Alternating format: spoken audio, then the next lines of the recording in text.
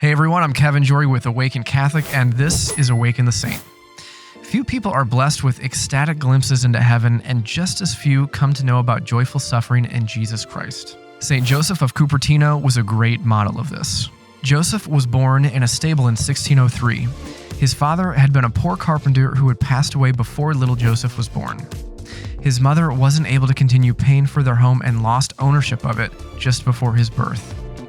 Joseph had quite a temper as a young child, something his mother tried to help him overcome. It was also around the age of 8 that he began having visions of heaven, angels, and all things supernatural. Because of his lack of education, it was difficult for Joseph to enter a religious order. He first sought to become a Franciscan friar, but when they refused him, he applied and was accepted as a Capuchin lay brother in 1620. His visions quickly served as an obstacle for him to complete his chores and made him unsuitable for work. He was dismissed and returned to live with his family, where he received daily abuse. But his prayers never ceased, and his relationship with God only blossomed. Eventually, he was accepted as an oblate for the Franciscan convent in Cupertino. In no time, he became a cleric, or novice, and a priest by the age of 25. Father Joseph had such a gift for spiritual knowledge that even without his education for reading and writing, he was able to converse on a highly intellectual level. It quickly became known that Father Joseph was also gifted with ecstatic visions, and they could be triggered by just about anything religiously related. A church bell could ring out, a holy picture could come into sight, or even mentioning of the name of God,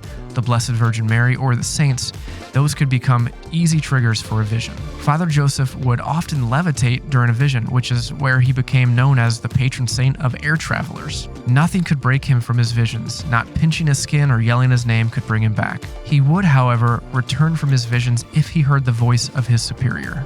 Soon, a word of this unusual monk spread throughout the public. Some who heard were amazed, while others were deeply troubled and disturbed by the monk. Because of his popularity, Father Joseph was suspended for the next 35 years from attending choir, walking in processions, or saying Mass in church. He even was given a private chapel in his room so that he could remain hidden in solitude. The remaining years of his life would consist of him being constantly transferred from one Capuchin or Franciscan house to another, no one really knowing how to handle the monk and his visionary state. Father Joseph kept this joyful spirit until sickness claimed his life in 1663. Some may look down on us for being Christian, or even our subtle differences on how we as Catholics hold fast to traditions when it comes to worship. St. Joseph was definitely ridiculed and abused throughout his life because of his visions. But he desired to remain with Christ, no matter how others looked down on him, for what he knew was true and beautiful and of God. May he be a true model of faith for each of us.